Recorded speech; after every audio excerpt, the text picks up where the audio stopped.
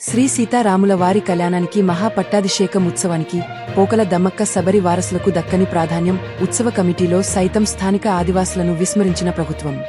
భద్రాచలం శ్రీ సీతారాములవారి కళ్యాణానికి మహాపట్టాభిషేకం ఉత్సవానికి పోకల దమ్మక్క సబరి వారసులను ఆహ్వానించే విధంగా ప్రభుత్వం ప్రత్యేక జియోను విడుదల చేయాలి.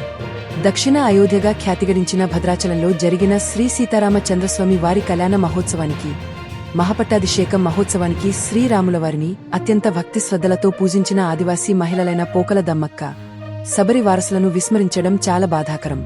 శ్రీ సీతారామచంద్రస్వామి వారి దేవస్థానం ఆధ్వర్యంలో ప్రతి సంవత్సరం జరిగే పోకల దమ్మక్క సబరి స్మృతి యాత్రలకు ఆంధ్ర, తెలంగాణ రాష్ట్రాల నుండి వందలాదిగా పోకల దమ్మక్క సబరి వారసులు అయిన కొండరెడ్డి, కోయ, నాయకపోడు ఆదివాసీ తెగలు వారి సాంప్రదాయ నృత్యాలతో నాట్యం ఆడుతూ శ్రీరామనామ స్మరణ చేస్తూ భద్రాచలం పురవీధులలో తిరుగుతూ పాల్గొంటారు. పోకల దమ్మక్క సబరిలను సాక్షాత్తు ఆ శ్రీరాముల వారు గుర్తించారు. కాని నేటి ప్రభుత్వం అధికారులు గుర్తించకపోవడం బాధాకరం. పోకల దమ్మక్క సబరి వారసులను శ్రీ సీతారాముల వారి కళ్యాణానికి మహాపట్టాభిషేకం ఉత్సవానికి ఆహ్వానించాలని గతంతో అనేక సందర్భాలలో సంబంధిత అధికారులకు విన్నవించడం జరిగింది. ప్రతిష్టాత్మకంగా నిర్వహించే సీతారాముల వారి కళ్యాణానికి మహాపట్టాభిషేకం ఉత్సవానికి చారిత్రక నేపథ్యం ఉన్న పోకల దమ్మక్క సబరి వారసులను ఆహ్వానించే విధంగా ప్రభుత్వం ప్రత్యేక జిఓను విడుదల చేయాలి.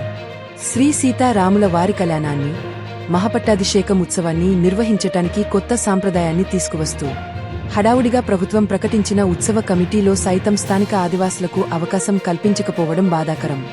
ఇప్పటికైనా ప్రభుత్వం అధికారులు పోకల దమ్మక్క సబరి వారసులకు ప్రాధాన్యం కల్పించాలని పోకల దమ్మక్క వారసులు వ్యవస్థాపక గౌరవ అధ్యక్షులు ఆదివాసీ కొండరెడ్ల సంఘం ముర్ల రమేష్